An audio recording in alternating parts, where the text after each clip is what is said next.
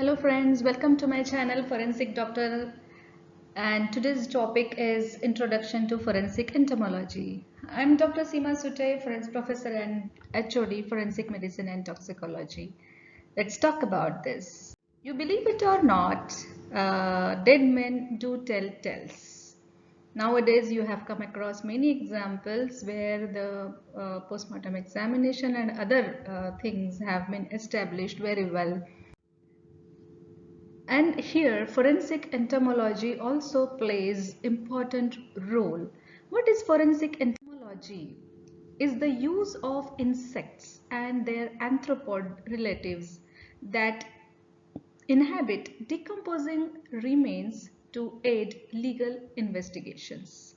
So, how insects are coming to the body and how they are developing there will help us know the legal aspect of the body, that is calculating time since death, cause of death, etc. etc.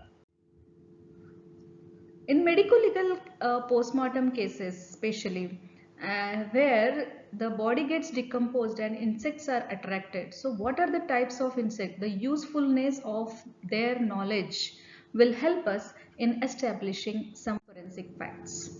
So, information like insects' behavior, their growth and development, habit and habitat, 2.5 centuries since then we are studying about this, and Meglin's work on progressive stages of decomposition, that is insect succession method, has been established to come to some or the other conclusions. In cases of physical changes of decomposing body and chemical changes along with insect succession can give definite time death if you can calculate. What has been learned from many studies on insect succession is that the timing of the insect groups can be variable given the following, like geographic location where temperature plays an important role, and what season of the year is that, and the habitat where the body was found and insect is staying, and this succession method, that is life cycle of the insect, is used when remains have been exposed for long period of time such as weeks or more.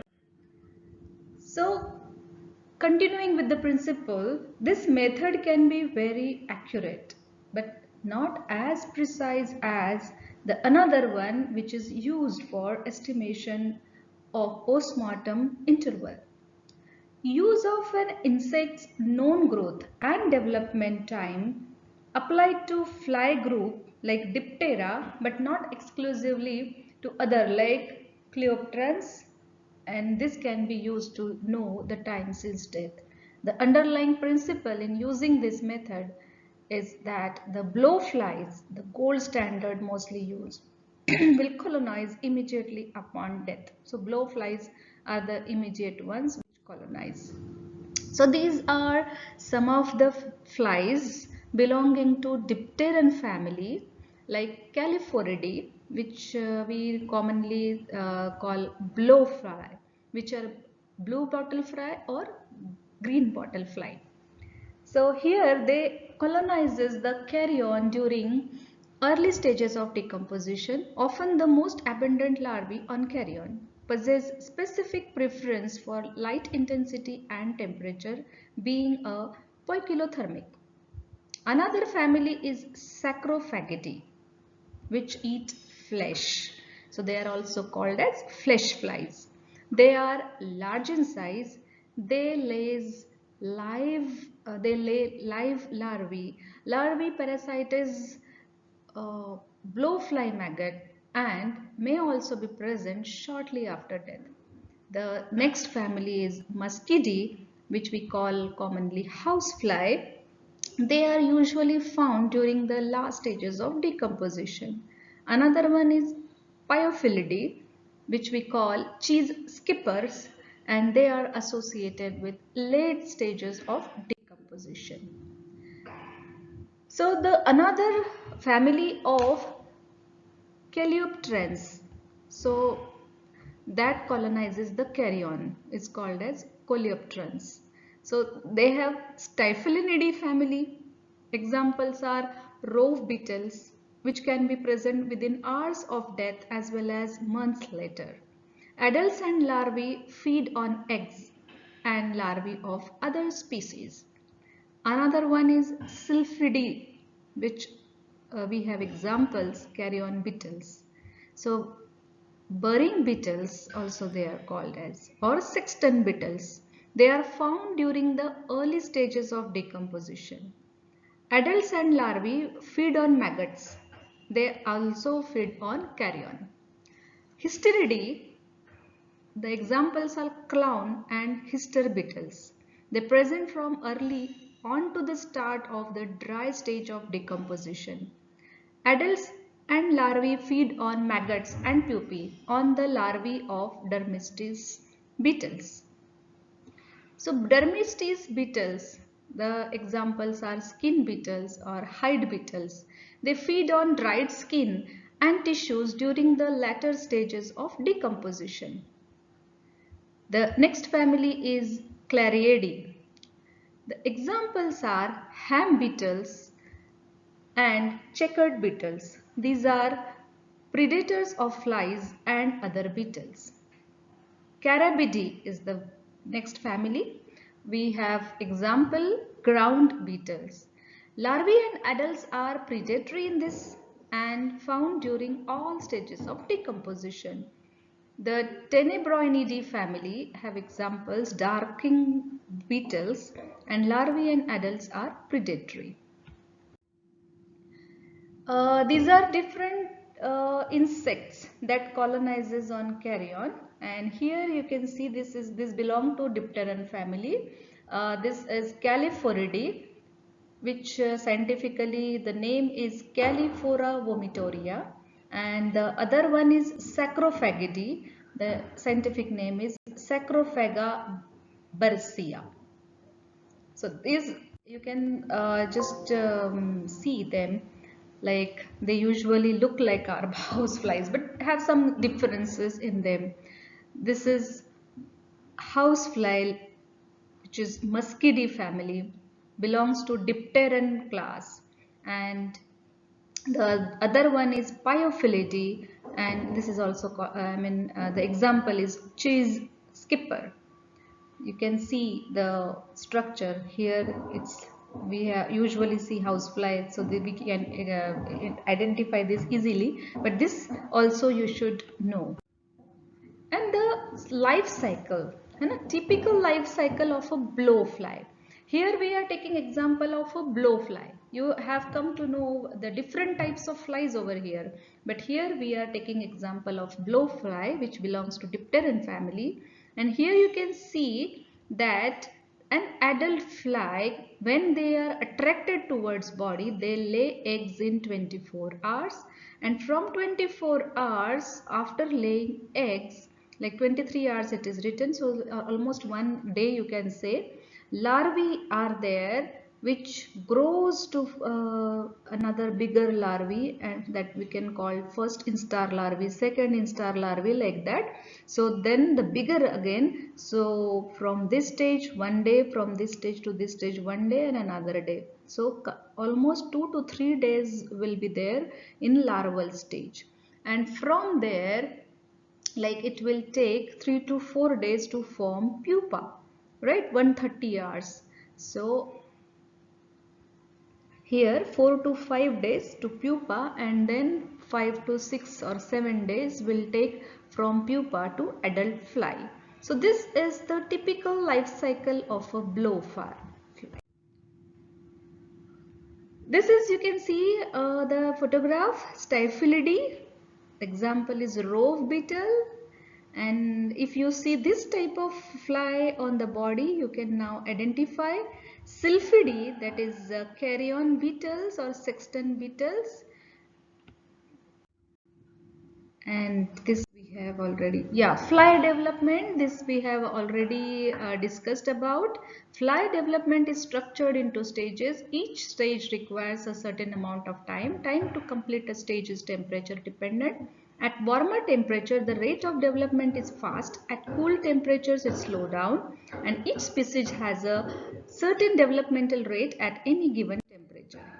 So, determining postmortem interval. So, collect samples from the insect present. Critical to collect the largest maggots on the cadaver, even if they are few.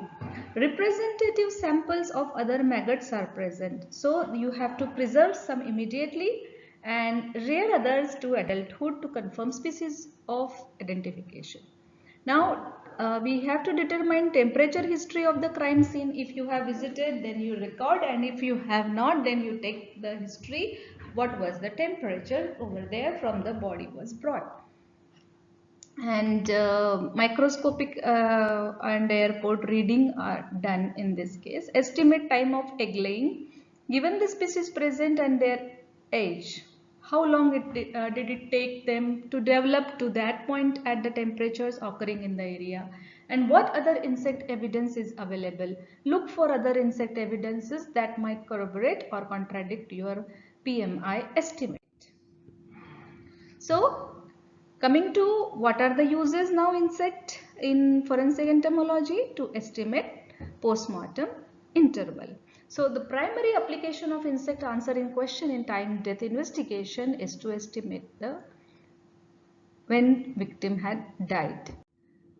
And you can see the fastest fish to become larvae on the dead body. Immediately after 1 day of death, flesh flies are the one who lays larvae over there. And within 10 days pupa is there, and 19 days adults are developed. So within 20 days of decomposition, adult fly you can see. In case of house fly, they lay eggs in 2 days, and larvae is the developmental stage from 4th day to 11th day of the decomposition, and within 17 days of decomposition you can see the pupa coming into fly. So flesh fly and then skipper fly. Flesh fly is the first and to like develop fast on the body, and the last one is the skipper fly to get attracted towards body. So you can from this table you can just guess which one is there. And also certain temperature changes the effect of development of flies. Like if the temperature is 55 degree, then housefly will delay by 4 times and blowfly delayed 4.5 times. So that way, if the temperature is highest like 85 degrees, so the acceleration rate is 3 times in house flies and double in skipper flies. So this is another estimate you can see, and you can determine like temperature changes the developmental stage.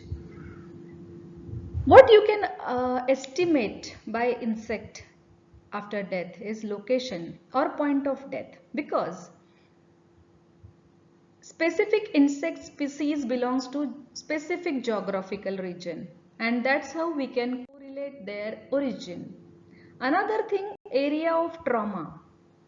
You can see carrion insect, primarily blowflies, can be used to identify areas of trauma on badly decomposed remains when major changes have taken place in the appearance of the soft tissues of the body. Because last class we had discussed that traumatic area will cause insects to attract faster. And what about entomotoxicology? Means toxicology whenever we deal with the toxic substances. So here the maggots may be used to determine the presence or absence of drugs when human body tissues are too badly decomposed to do toxicology on the tissue remains. So insects say what we can do is we can determine drugs from the insect. Another thing is suspect or criminal by analyzing the molecular DNA structure of the insect for species identification, and the human DNA in insect that feed on humans have recently been developed. The maggots feeding on decomposing humans have been tested for human DNA and found to retain testable levels. So the mixing of DNA you can find in the insect that way. So here it completes the use of forensic entomology. I hope you have understood, and if not, let me know in the comments. I will try to explain more in next coming sessions. Okay, bye bye. Thank you so much.